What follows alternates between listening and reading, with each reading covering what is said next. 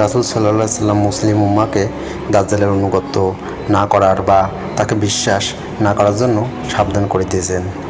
তিনি দাজ্জালের শারীরিক বর্ণনা প্রদান করেছেন, যাতে মানুষ দাজ্জালের ভয়াবহ ফিতনা ও আক্রমণে পতিত না হয়।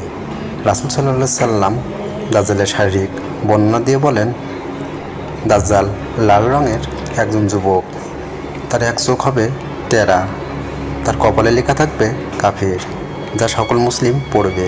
রাসূল সাল্লাল্লাহু আলাইহি সাল্লাম থেকে দাজ্জালের শারীরিক বর্ণনার স্পষ্ট একটি হাদিস তুলে ধরা হলো।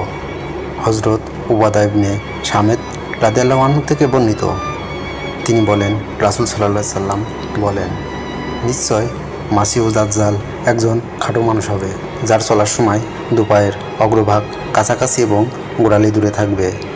মাথা চুল হবে কোঁকড়ানো, এক চোখ টেরা হবে, চোখ সমান হবে না হবে উঠা, উঁচু আর না হবে বসা।